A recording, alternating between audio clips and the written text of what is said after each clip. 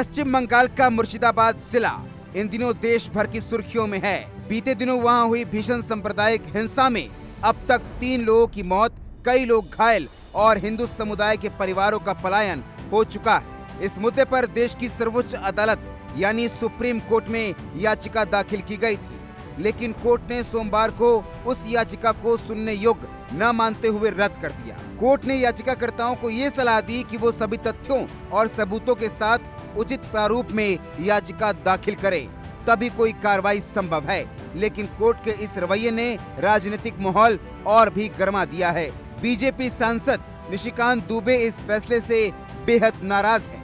उन्होंने कहा कि जब मामला बहुसंख्यक समाज से जुड़ा होता है तो न्याय भी मौन हो जाता है। ये न्यायपालिका की निष्पक्षता पर बड़ा सवाल है।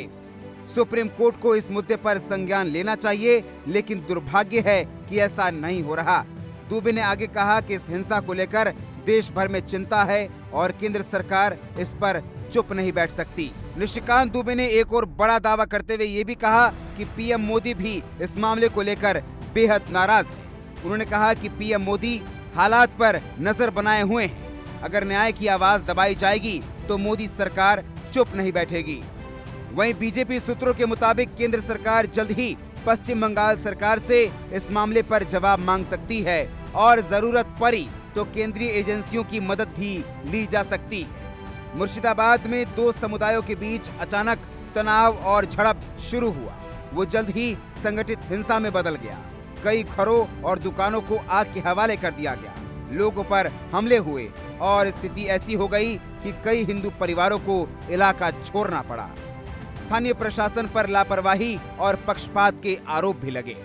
सुप्रीम कोर्ट की सुनवाई से इनकार और निशिकांत दुबे की आक्रामक टिप्पणियों के बाद ये मामला केंद्र बनाम राज्य सरकार और अब शायद कार्यपालिका बनाम न्यायपालिका की दिशा में जा रहा है।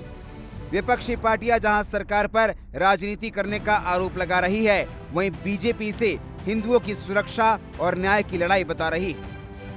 अब सबकी निगाहें इस बात पर टिकी है कि प्रधानमंत्री मोदी और केंद्र सरकार इस पर आगे क्या कदम उठाते हैं और क्या सुप्रीम कोर्ट में नई याचिका दाखिल की जाती है। दोस्तों, ये सिर्फ एक कानूनी मामला अब नहीं रह गया, ये अब देश की राजनीति और न्याय प्रणाली की गंभीर परीक्षा बन चुका है।